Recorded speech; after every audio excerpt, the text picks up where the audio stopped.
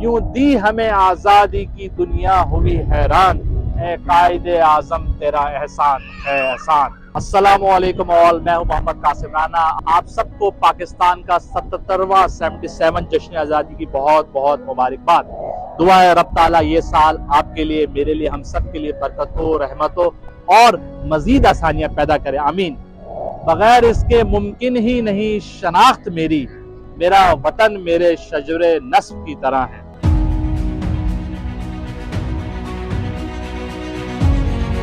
हमने आज़ादी को हासिल करने के बाद ये समझ बैठे कि हमें और बहुत सारी चीज़ों से आज़ादी हासिल हो गई, जैसे 2 नंबरी 3 नंबरी करने की आज़ादी, तालीम ना हासिल करने की आज़ादी, तालीम के इम्तिहान में चीटिंग करने की आज़ादी, अपने छोटे से फ़ायदे के लिए अगले की गाय गिरा देने की आज़ादी, झूठ, प्रेम, एक दूसरे की फिक्र, एक दूसरे के एहसास से आज़ादी, गुटखा, मावा, तंबाकू, शीशा इस्तेमाल करने की आज़ादी, लेन देन में मिठाई का नाम इस्तेमाल करके रिश्वत की आज़ादी, एक दूसरे के एहसास और फिक्र से आज़ादी, अमीर और गरीब के लिए अलग अलग कानून की आज़ादी से जोड़ बैठे हैं। पाकिस्तान 14 अगस्त 1947 को दुनिया के नक्शे पर उभरा।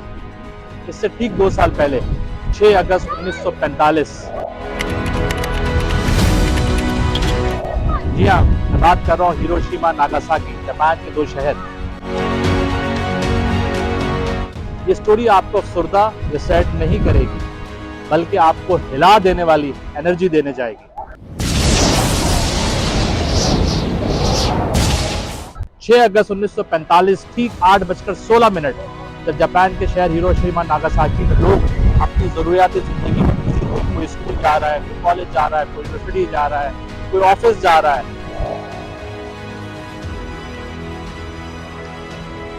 और ठीक 8:16 पर एटम बम फेंक कर कयामत बर्पा कर दी जाती है।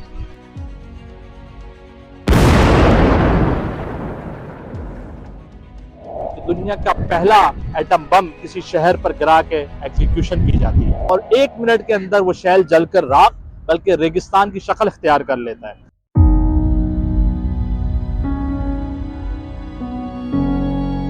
एक अंदाजे के मुताबिक तकरीबन 70,000 या उससे जायद लोग जलकर राख हो जाते हैं, और इसके ठीक 3 दिन बाद इसके दूसरे शहर नागासाकी में एटम बम गिराकर कयामत बर्पा की जाती है, और वो शहर भी जलकर राख और रेगिस्तान में कन्वर्ट हो जाता है।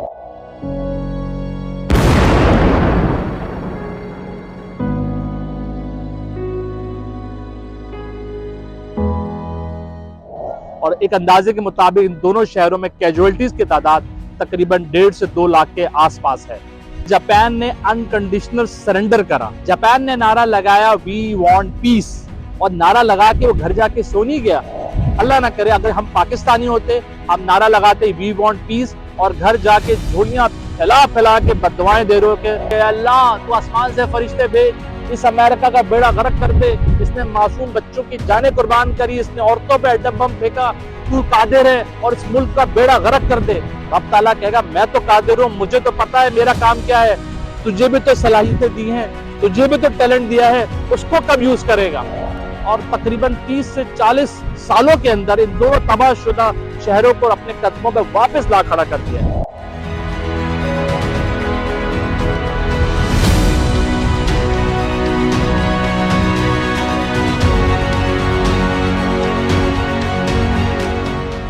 आज वहां पे तमाम state of the art facilities मौजूद है, स्कूल, कॉलेजेस, हॉस्पिटल और बेहतरीन पब्लिक ट्रांसपोर्ट का इंफ्रास्ट्रक्चर और जरूरियात जिंदगी रवा दवा है। जापान ने कहा वी वांट पीस, और इस जापान ने इस पीस को हासिल करा इनोवेशन के जरिए, जिद्दत के जरिए, और इनोवेशन बेस करती है एजुकेशन पे। मजे की बात यह है कि जापान ने जहां अमेरिका ने 2 बम गिराए थे हिरोशिमा नागासाकी, वहां उसने म्यूजियम भी बनाए हैं, और खूबसूरत बात यह है उन दोनों म्यूजियम के नाम आप जानना चाहेंगे क्या रखा है? और उस हिरोशिमा में जो म्यूजियम बनाया उसका नाम रखा है हिरोशिमा म्यूजियम ऑफ पीस।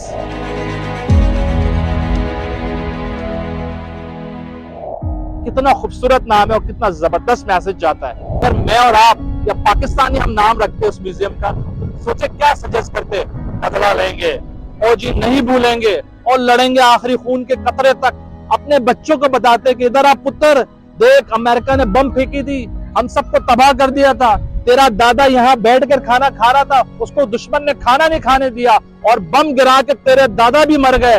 तेरा दादा यहाँ बैठकर खाने खा रहा था जब पुत्र दुश्मन ने बम फेंका, वो बेचारा रोटी भी नहीं खा पाया। तूने बदला लेना है।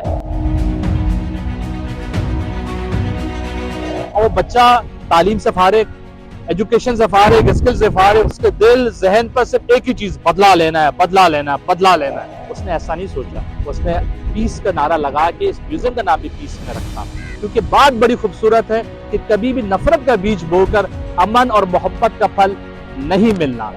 अगर आप जैपनीज से भी पूछें कि डू यू हेट अमेरिकन्स, तो आपको शायद ही कोई कहे कि yes we hate Americans. Japanese का कहना है आप अमेरिकन्स या अमेरिका से नफरत नहीं करते, बल्कि उस सोच और उस लीडर से शदीद नफरत करते हैं कि जिसने ये बम गिराकर मासूम जानों को ज़िया करा। जब हिरोशिमा नागासाकी में बम गिराया गया तो इस बम ने कोई डिस्क्रिमिनेशन नहीं करी। इस बम ने ये नहीं देखा है कि मुझे जैपनीज को मारना है, दूसरों को छोड़ देना है, ए को तबाह करना है, बी को छोड़ देना। नो, इस बम का एक मकसद था तबाही, बर्बादी और wrap up the city. Japan के साथ साथ अगर आप पड़ोसी मुल्क को देखें जिसकी आजादी 15 अगस्त 1947 की है, जी हाँ, I am talking about India, आपका पड़ोसी मुल्क। ये बात ज़हन नशीं कर लीजिए कि पड़ोसियों को कभी भी तब्दील नहीं किया जा सकता। पड़ोसियों के साथ हमेशा डायलॉग्स करके और उनके साथ मिलकर ही आगे बढ़ा जाता है।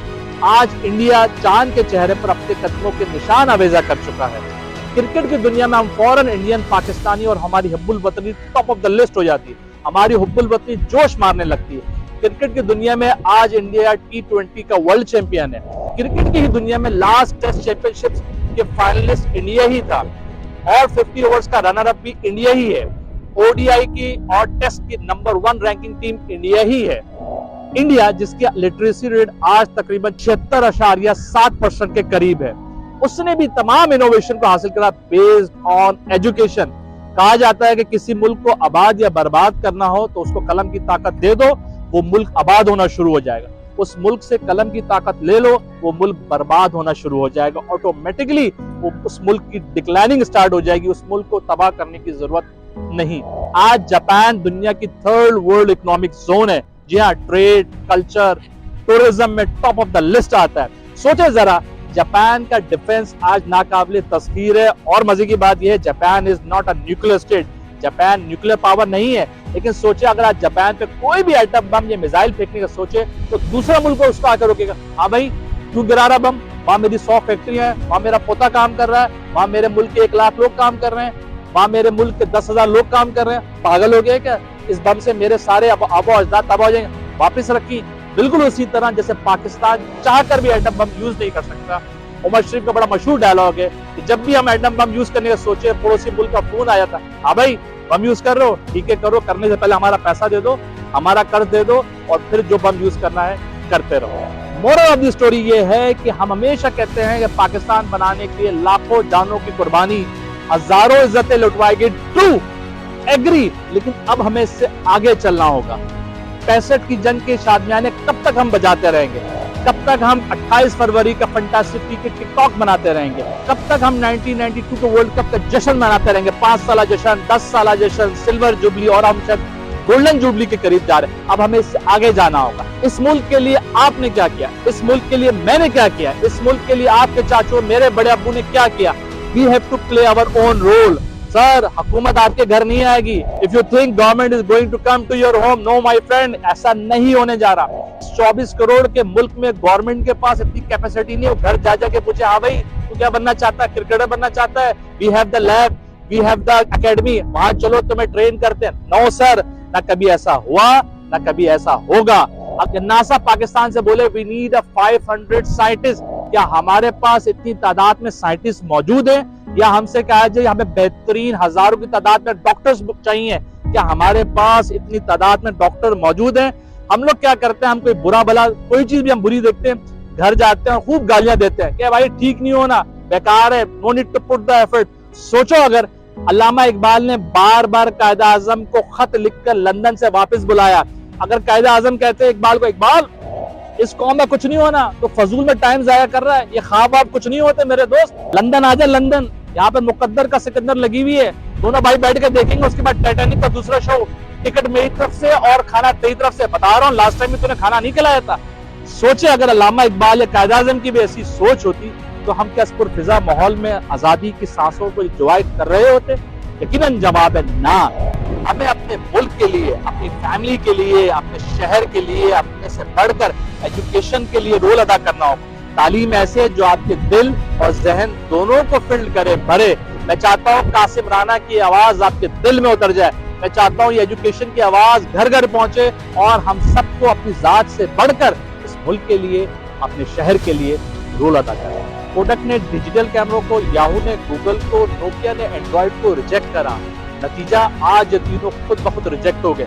अपने आप को अपडेट नहीं करोगे तो खुद ब खुद ऑटो अपडेट हो जाओगे। फेसबुक ने इंस्टाग्राम और व्हाट्सएप को एक्वायर करा। ग्रैब ने जनूबी मशरकी एशिया में उबर को एक्वायर करा। नतीजा इतने बुलंद हो जाओ कि अपने मुखालिफ को अपना साथी बना लो और बुलंदियों पर पहुंचकर उन्हें अपना एम्प्लॉय बना लो। कर्नल सैंडर्स ने 65 साल की उम्र में KFC की बुनियाद रखी। जैक मा ने 55 इयर्स की एज में अली बाबा की बुनियाद रखी। Results, age doesn't matter. Only you need a will. When there is a will, there is a way. Keep watching 12 Solutions. Iqbal तेरे देश का क्या हाल सुनाऊं, इकबाल तेरे देश का क्या हाल सुनाऊं। बेबाकी वो हक गोई से घबराता है मोमिन, मक्कारी वो रुहाई पर इतराता है मोमिन। जिस रिस्क से परवाज में कोताही का डर हो, वो रिस्क बड़े शौक से खाता है मोमिन। किरदार का, गुफ्तार का, अमल का मोमिन, कायल नहीं ऐसे किसी जंजाल का मोमिन। सरहद का है मोमिन कोई पंजाब का मोमिन, ढूंढने से भी मिलता नहीं कुरान का मोमिन। इकबाल तेरे देश का क्या हाल सुनाऊं, इकबाल तेरे देश का क्या हाल सुनाऊं। अभी तक पांव से चिमटी है जंजीरें गुलामी की, दिन आ गया आजादी का पर आजादी नहीं आई। इकबाल तेरे देश का क्या हाल सुनाऊं। हमारा दीन भी हमें इल्म का ही दर्स देता है। इल्म हासिल करो, चाहे तुम्हें इसके लिए चीन ही क्यों ना जाना पड़े। कुरान की पहली आयत इकरा बिस्मि रब्बिकल लज़ी खलक, वो भी इल्म ही के बारे में है। जंगे बदर में कुफार के लिए जो फिदिया मुकर्रर हुआ वो भी ट्रांसफर ऑफ नॉलेज ही था। तो मुसलमानों को इल्म की शमा से रोशनाई कराई जाए, मुसलमानों को लिखना और पढ़ना सिखाया जाए। 12 सोल्यूशन की पूरी टीम की तरफ से आप सबको पाकिस्तान का 77वां यौम आज़ादी की बहुत बहुत मुबारकबाद। Keep watching 12 solutions.